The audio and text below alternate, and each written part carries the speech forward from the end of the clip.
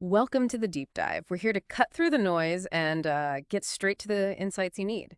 So, Bitcoin recently topped that incredible $100,000 mark, right? December 5th, 2024, everyone's talking crypto. But for me, the real mystery, honestly, has always been Bitcoin mining. I kind of pictured, digging for digital gold. Simple.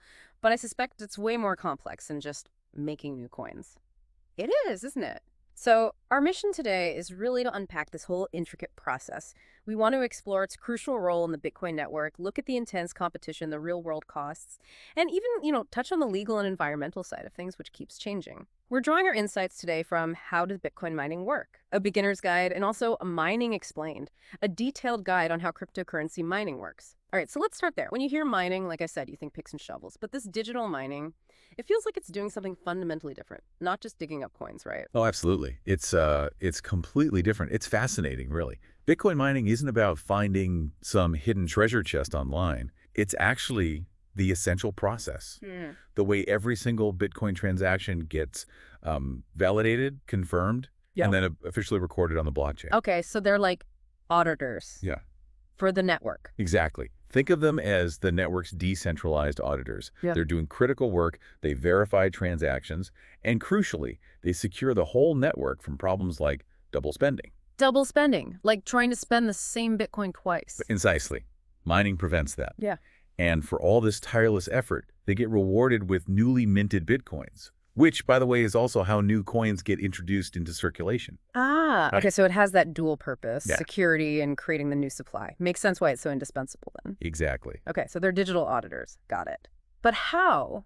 How does this, intricate digital auditing actually happen? It sounds incredibly complex. What are maybe the biggest things people get wrong about it? Yeah, that's a great question because it is complex, but yeah, often misunderstood. A lot of people just think it's like a race to solve some super hard math problem. And while there is a puzzle involved, the core mechanism is really something called hashing. Hashing, right. So when you make a Bitcoin transaction, all the details, the addresses, the amounts, they get bundled together into what's called a block. This block of data is then put through a specific cryptographic algorithm, and that algorithm spits out a fixed-length output. It's a 64-digit hexadecimal number. We call that the hash. Okay, 64 digits, hexadecimal. Yep. For instance, a hash might look something like a 0.000000000000000000000000 ball 0.0000000000000000000000000000000001 West Cross. That's the hexadecimal bit, right? That must create a crazy number of possibilities. Astronomical, really. Hexadecimal is base 16 using 0, 9, and AF. It massively expands the combinations. A 64-digit hex hash. I mean, the number of possibilities is just enormous. You couldn't guess it randomly. Impossible. Now, the miner's goal isn't to create the hash from scratch. It's to find a hash for that block data that happens to be lower than a specific target value set by the network. Lower than the target hash. Okay. How? Through brute force, essentially. Trial and error. They take the block information and hash it again and again and again. But each time, they tweak a little piece of data called the nonce. It stands for number only used once. They also use something called an extra nonce as another counter to keep trying different combinations. It takes, well, trillions of these attempts, these hashes, across the entire network before someone finds a valid hash that meets the condition. Trillions. Wow. Yeah. And this whole massive computational effort, that's what we call proof of work, or POW. It's the consensus protocol. It's what secures the network against attacks. It makes sure only verified miners, the ones doing the work, can add blocks and validate transactions. It's not just about solving a puzzle for fun. It's designed to make attacking the network incredibly expensive. Expensive in terms of computing power. Exactly. The energy and the specialized hardware needed, the cost to try and falsify a transaction or take over the network is just immense. So immense that, no one, not even potentially a nation state, has ever successfully mounted that kind of attack. Yeah. It makes Bitcoin uniquely resilient. That computational effort sounds absolutely staggering. Does that sheer power requirement, does it lead to any trade-offs we should think about? Maybe around decentralization. Is that a misconception? That's a really perceptive question, actually, and it's definitely a point of ongoing discussion in the crypto world. Proof of work, yes, it secures the network by making attacks just prohibitively costly. But the sheer scale of the hardware and critically the energy required does tend to concentrate hashing power. You see it in the hands of larger mining operations, mining pools. So fewer bigger players controlling more of the network. To some extent, yes. And that naturally leads to discussions about, is it truly decentralized enough? But it's important to remember the network's protocol itself is designed to resist any single entity gaining too much control. It's built into the code. And to keep things stable, like ensuring blocks are found roughly every 10 minutes. Right, I read about that, the 10-minute target. It's exactly. To maintain that, the Bitcoin network automatically adjusts what's called the mining difficulty. This happens every 2016 blocks, which works out to roughly every 2 weeks. The adjustment is based on how fast or slow blocks were mined in the previous 2-week period. Just for context, back on December 5th, 2024, the difficulty level hit an astounding 102.89 trillion. 102 trillion, that's hard to even imagine. It really is. And beyond the difficulty, there's another key mechanism, the halving. Roughly every 4 years, or more precisely, every 210,000 blocks the reward miners get for successfully mining a block gets cut in half. Halved, okay. Yeah. So when Bitcoin started back in 2009, the reward was 50 BTC per block. Then in 2012, it dropped to 25 BTC. 2016, down to 12.5 BTC. May 2020, it halved again to 6.25 BTC. And the most recent one, April 2024, brought the reward down to 3.125 BTC per block. 3.125 BTC, but you mentioned Bitcoin hit $100,000. So on December 5th, that reward was worth, what, over $300,000? You got it. About $315,625 based on that 100K price point. Significant, right. Yeah, but that sounds like a huge payout, but how much of that actually gets eaten up by the operational costs? The power, the hardware we'll get into.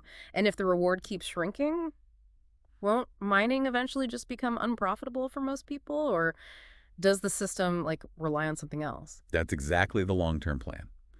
The block reward isn't meant to last forever. New Bitcoins will actually stop being created entirely somewhere around the year 2140. That's when the total supply cap of 21 million Bitcoins is reached. So no more rewards after 2140? What's the incentive then? Transaction fees. At that point, the only incentive for miners will be the fees users pay to have their transactions included in a block. This is designed to ensure miners still have a reason to secure the network, even when the block rewards are gone. And just to clarify something, you don't technically mine one Bitcoin directly. You mine blocks and get the block reward. Right. But you can figure out the rate the whole network creates Bitcoins. So back on the check-in 5th, 2024, with that block time and reward, it worked out that 1 BTC was effectively being created across the entire network about every 3.13 minutes. Okay, hang on. Before we dive into the costs, I just want to pause here. This whole system, the difficulty adjustments, the halvings, it feels almost like a programmed economic system, self-regulating, designed to control supply and adapt. Is that a fair way to think about it? That is an excellent way to think about it. Absolutely. Right.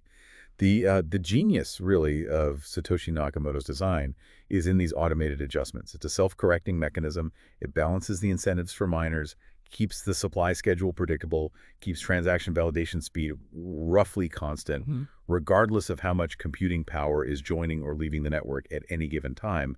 It's an incredibly resilient, adaptive economic model, all just baked into the code. Fascinating. Okay, so after hearing all that, if you are a listener, we're thinking, maybe I'll try mining.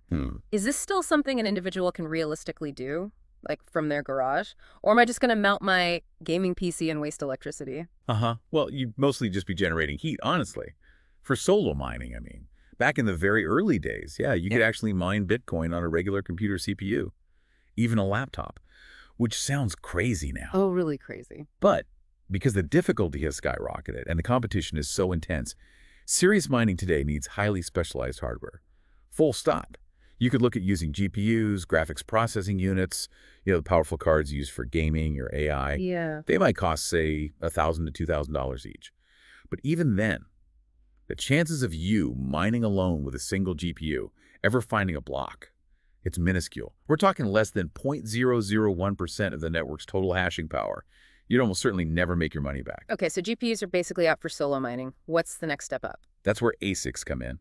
Application-specific integrated circuits. These are machines built for one purpose and one purpose only, mining Bitcoin using its specific algorithm, SH-82506. They are orders of magnitude more powerful than even the best GPUs for this task. And I bet they're not cheap. Not at all. They can cost tens of thousands of dollars. The really high-performance units are easily over $11,000. And here's the kicker. They become obsolete incredibly quickly. As mining difficulty keeps rising and manufacturers develop faster chips, your expensive ASIC might only be competitive for a year or two. Ouch. So it's an arms race. It absolutely is. And the reality today is that most of the Bitcoin network's hashing power, the computational muscle, is held by large-scale mining firms and mining pools. Now, you mentioned concentration of power earlier. And while these large firms exist, the network's design still makes it hard for any one entity to dominate completely. It's a constant balancing act. So if solo mining is basically impossible, what can individuals do? For individuals who still want to participate, mining pools are the practical answer. Think of them as groups of miners all pooling their computational resources together. By combining their power, they have a much higher chance of finding blocks collectively. And when the pool finds a block, the reward is distributed amongst all the participants, usually based on how much hashing power each person contributed. Okay, so pooling resources increases the odds. Makes sense. Exactly. There's also something called cloud mining. This is more hands-off. You essentially rent mining power, or hash rate, from a large data center that runs the actual hardware. You pay a fee, and they handle the equipment, the electricity, the maintenance. You just get a share of any potential earnings.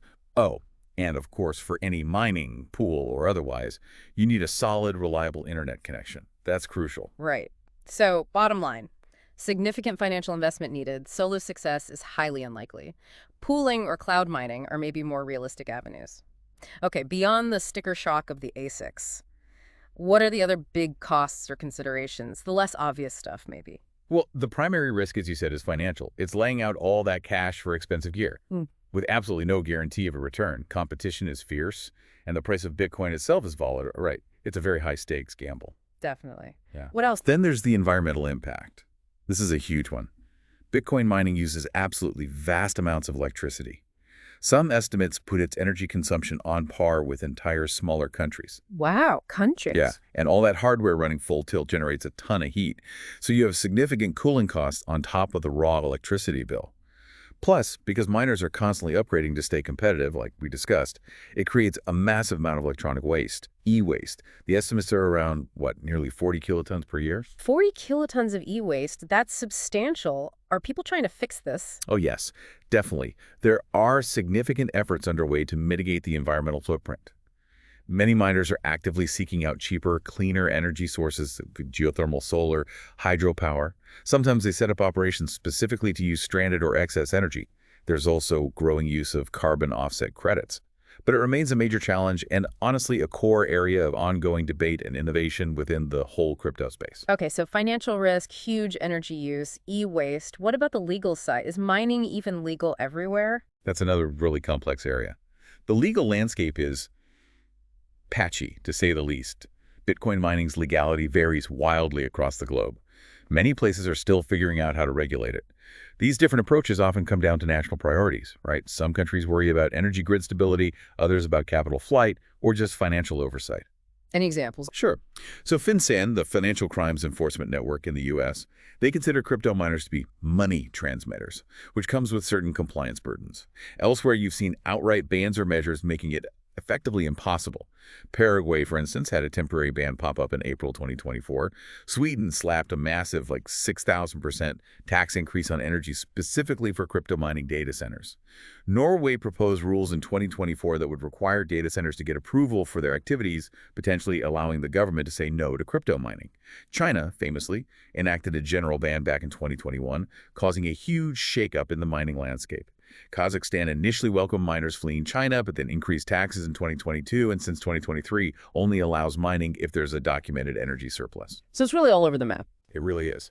And remember, Bitcoins can be traced back to the blockchain addresses that mined them. Plus, unusual spikes in energy consumption can definitely draw attention from authorities, especially in places where mining is illegal or heavily taxed. So, bottom line, you absolutely must check your local laws and regulations very carefully. Compliance is key. And taxes. I assume the taxman wants a piece of that $300K block reward. You bet. There are definitely tax implications. Generally, miners face taxes at two main points. First, when you receive the reward tokens. The IRS, for instance, notice 2014-21, says that's gross income, valued at the fair market price on the day you received it. Depending on how you're set up, this could be treated as self-employment income or even wages. Then the second, you'll likely face capital gains tax when you eventually sell or exchange those tokens you earned. Right, okay. Wow, we've really covered a lot of ground here. from, the abstract idea of cryptographic puzzles all the way to the very concrete realities of electricity bills, ASIC costs, e-waste, and navigating this global legal maze. So, what's the big takeaway here? What does this all mean for someone just trying to get informed? I think the main thing to understand is that Bitcoin mining, while absolutely crucial for the network, for validating transactions, for introducing new coins, is an incredibly competitive space. It's costly, it's extremely energy intensive, and it operates within this complex, constantly shifting web of legal and environmental considerations.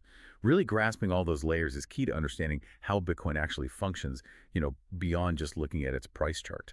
Yeah, it's definitely a space that demands continuous learning, doesn't it? Constant adaptation, whether you're trying to participate or just trying to understand its role in our, digital future. Absolutely. And maybe this leaves you, the listener, with something to think about.